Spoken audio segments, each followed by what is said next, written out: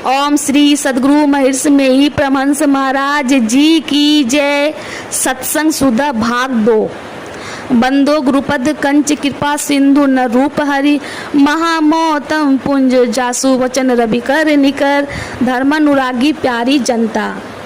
रूहानी अभ्यास के लिए संतों की संगति अति आवश्यक है। केवल संत ही हमारे रूहानी सफर में सहायक होते और हमें परमात्मा से मिलाते हैं। इसलिए जिज्ञासु को उन्हीं की शरण में जाना चाहिए। हम सब लोग सत्संग के लिए यहाँ एकत्र हैं। मैं जानता हूँ कि संतों के संग का नाम सत्संग है। मैं नहीं कहता हूँ कि मैं संत हूँ और ना मैं पहचानता हूँ कि यहाँ जो एकत्र है कौन संत है। इसलिए संतों के संग से सत्संग में संशय रह जाता है। संत का गृह त्यागी और वैरागी वेश में रहना ऐसा समझना भूल है। संत गृह अवस्था वेश में और वैरागी वेश में भी रहते हैं। मैंने पढ़ा था, मत कोई करे गुमान, संत एक से एक है, जानत है भगवान कोई गुप्त कोई प्रकट है। संत कबीर साहब कहते हैं, कबीर संगति साध की जयो गंधी का बास, जो कछु गंधी दे नाही तो भी बास सुभाष। इसी प्रकार कोई गुप्त संत रहते हैं तो उनकी आभा आती है, वे अपनी आभा को रोक नहीं सकते हैं। हम सब लोग एकत्र हुए हैं कि सत्संग हो, तो सत्संग का एक और जरिया है, उसी के सहारे हम लोग सत्संग करते हैं। लोग जानते हैं कि चिट्ठी आदि मुलाकात होती है। दूर दूर में रहकर पत्र द्वारा एक दूसरे के ख्यालों को जानते हैं, उससे प्रभावित भी होते हैं। इसी तरह यह जरिया है कि संत लोग जो हो चुके हैं या अभी जिन पर लोगों का विश्वास है वे यहाँ वर्तमान नहीं हो, फिर भी उनकी पुस्तक हो या कोई जवानी गावे तो उनके वचन से हम प्रभावित होते हैं। किस दिशा में चलना चाहिए मालूम होता है, इसलिए संत वचन अवश्य पढ़ना चाहिए। संतों के वचन से उन संतों की आधी मुलाकात होती है, किंतु मैं तो कहता हूँ कि यदि संतों का रति रवा भी संग हो तो अहो भाग्य हमारे। अभी आप लोग ने संत कबीर साहब, गुरु नानक साहब, संत पलटू साहब, गोस्वामी तुलसीदास जी महाराज, संत सूरदास जी महाराज और संत तुलसी साहब जी महाराज के वचन में सुने।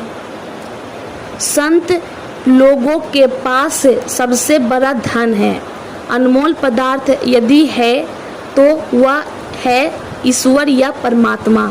संत लोग ईश्वर की खोज में चले और मुझको विश्वास है कि जिन संतों के वचन आपको सुनाए गए वे ईश्वर को प्राप्त किए हुए थे।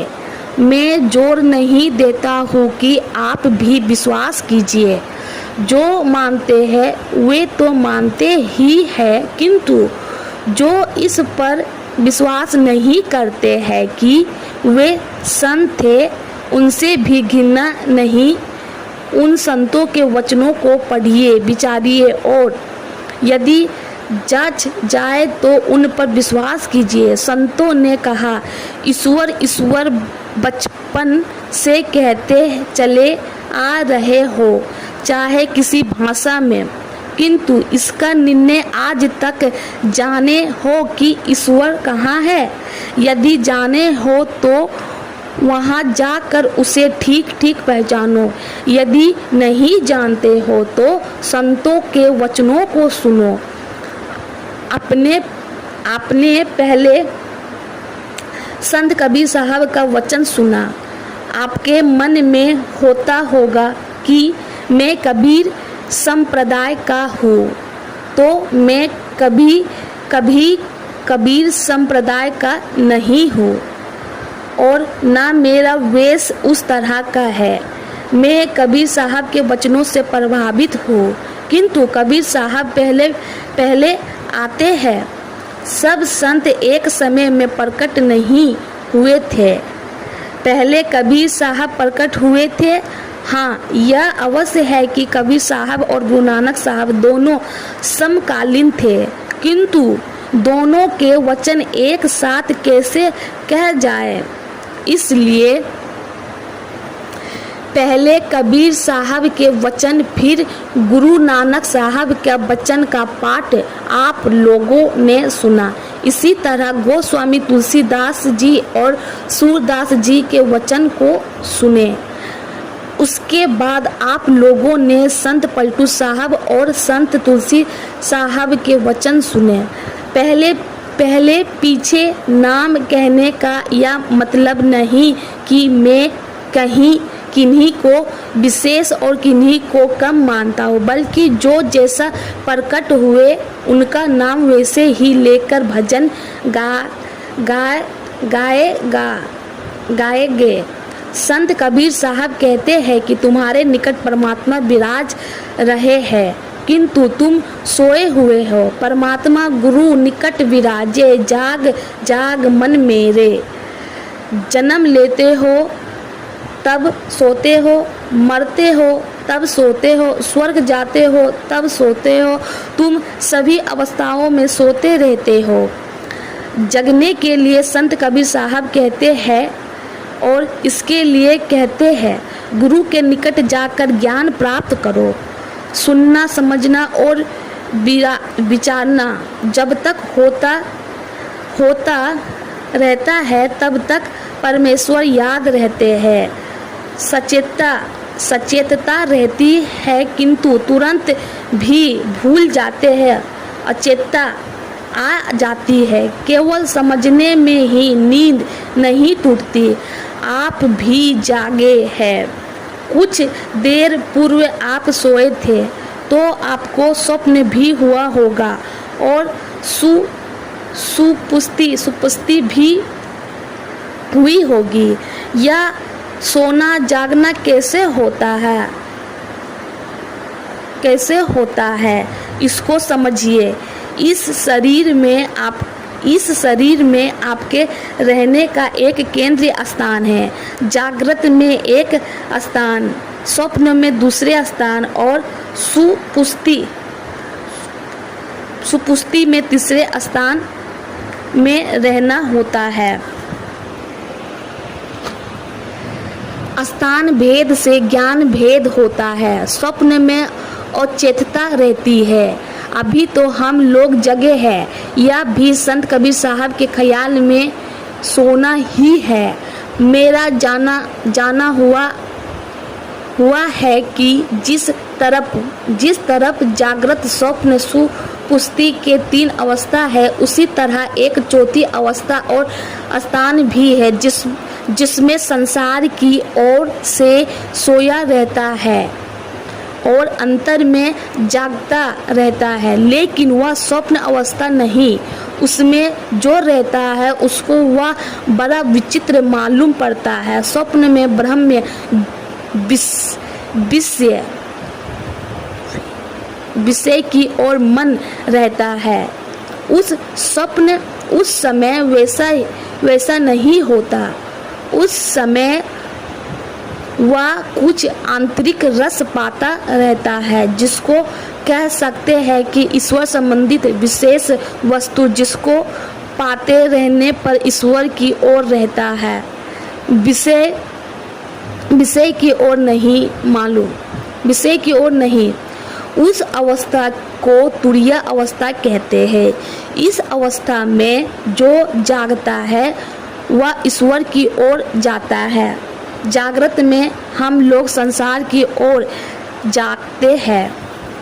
माया मुख जागे सभे, सो सूता कर जान, दरिया जागे ब्रह्म दिसी, सो जागा परमान। संत दरिया साहब ने कहा है और गोस्वामी तुलसीदास जी ने भी कहा है कि सपने होए भिखारी नीप रंक नाकपति होए, जागे लाभ ना हानि कछु तिमी पर पंच जिए जोय। इस सारे संसार को उन्होंने स्वप्न कहा, किंतु हम लोग तो देखते हैं कि संसार है, फिर वह खुलासा करते हैं मोह निशा सब सो निहारा। देखिए स्वप्न अनेक प्रकारा, यही जग जामनी जगही जोगी, परमार्थी प्रपंच वियोगी। मोह मानी अज्ञानता, असत्य ज्ञान में जब तक रहते हैं तब तक सोए रहते हैं। असत्य ज्ञान में जब तक रहते हैं तब तक सोए रहते हैं। यह मेरी चीज है, वह उसकी चीज है। यह ज्ञान स्वप्न का ज्ञान है। अनेक प्रकार में जो विधाता देखते हैं वह शत्रु मित्र का जो ज्ञान होता है वह मोह निशा में सोते सोते होता है। इसमें जागते हैं कौन? यही जग जामिनी जगही जोगी, परमार्थी प्रपंच वियोगी। गोस्वामी तुलसीदास जी महाराज के ख्याल में योगी जागते हैं। योगी कैसे जागते हैं? तो कहते हैं, सकल दृश्य निज उदर मेली, सोई निद्रा तजी जोगी, सोई हरिपद अनुभवी, परम सुख अतिशय दैत्य वियोगी। योगी वह है जो अंतर्मुख होता है, अंदर में रहते हुए जो सारे ब्रह्मांड का दर्शन करता है, वही ईश्वर के परम पद को जानता है। जो अपने अंदर ठहरे वो योगी है। अंदर में ठहरने के लिए 3 अवस्थाओं और 3 स्थानों के अतिरिक्त कोई चौथा स्थान और चौथी अवस्था होनी चाहिए। उसी को संतों ने तुर्य अवस्था कहा है। इस चौथी अवस्था में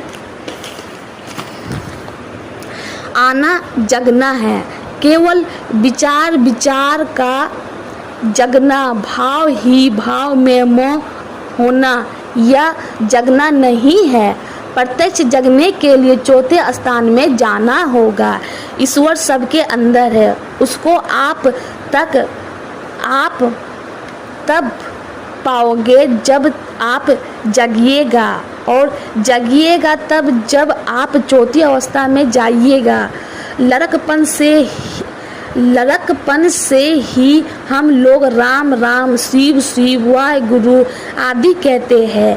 अपने अंदर में ईश्वर है ऐसा जानने वाले लोग बहुत हैं, किंतु कितने तो ऐसे हैं जिनको मालूम नहीं कि ईश्वर अपने अंदर है। संतों ने बताया कि तीसरे स्थानों से चौथे स्थान में जाओ, तब जानोगे।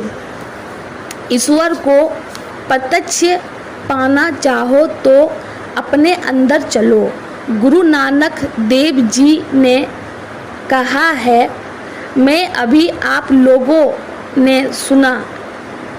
ने सुना इस गुफा मही अखुट भंडारा, तीसु बिच बसे हरि अखल अपारा। आपे गुप्तु प्रकट है आपे, गुरु शब्द ही आप ब्रह्म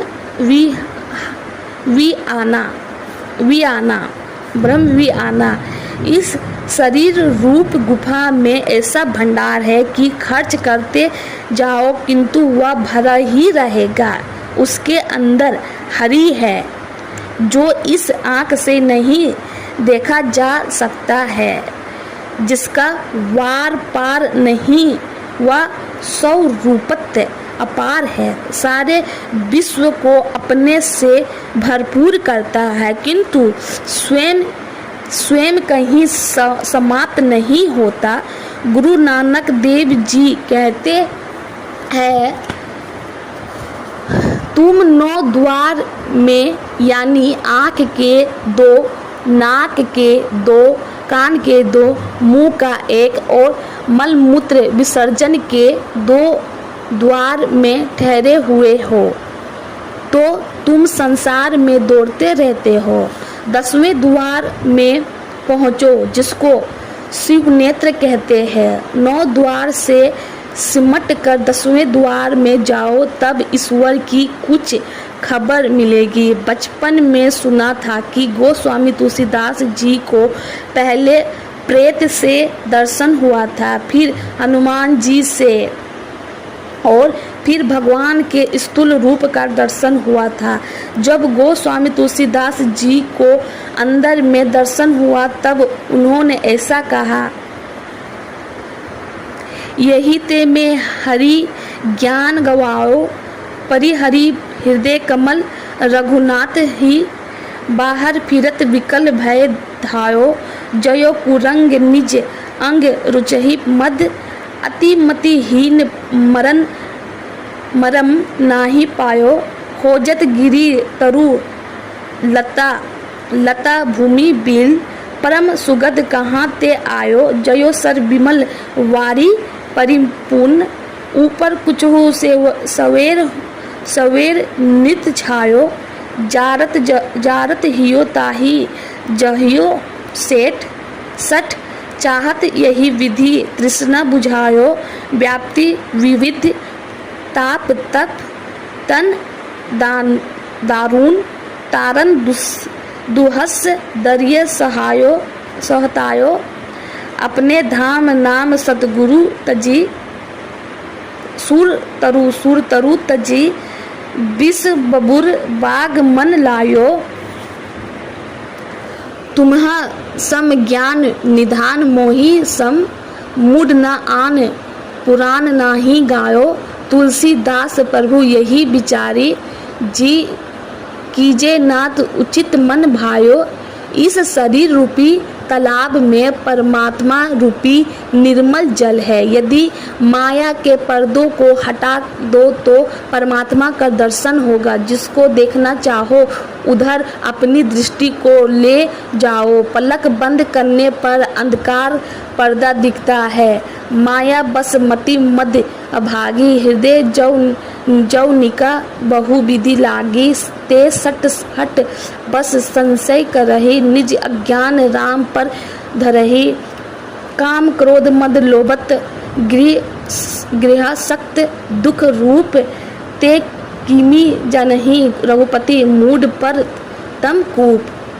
अंदर में पर्दे रहने से परमात्मा कैसे पहचानोगे? इच्छा द्वेष को छोड़ो, संवार रूप पर्दों को छेदन करो, अंधकार के पर्दे को हटाओ, तब दर्शन होगा। तुलसीदास जी महाराज कहते हैं, अंदर के अंतिम तह में चलकर दर्शन होगा। सूरदास जी कहते हैं कि जागो तो बालक को पाओगे, जागो तो बालक को पाओगे, बालक को ईश्वर से फटतर कर दिया है। कबीर साहब ने आगे कहा, बालक रूपी सैया खेले सब घट माही, जो चाहे करत है भाई काहू नाही। पलटू साहब ने कहा है, वह ईश्वर तुम्हारे अंदर है जैसे दूध में घी। तुलसी साहब ने कहा, पहले पवित्र बनो तब ईश्वर का दर्शन होगा। पवित्रता के लिए स्नान करो, पवित्रता के लिए स्नान करो। कैसे स्नान करो? तो कहा अंतर की गंगा में स्नान करो तो शुभ और अशुभ सभी कर्म धुल जाएंगे, अवगुण से छूट जाओगे। जब उस परमात्मा को पाओगे तो कभी दुख ना होगा। सभी संतों ने कहा कि ईश्वर तुम्हारे अंदर है। ऐसा भजन करो कि अपने अंदर चलो और परमात्मा को पा कर सारे दुखों से छूट जाओ। बोल प्रेम से श्री सद्गुरु महाराज की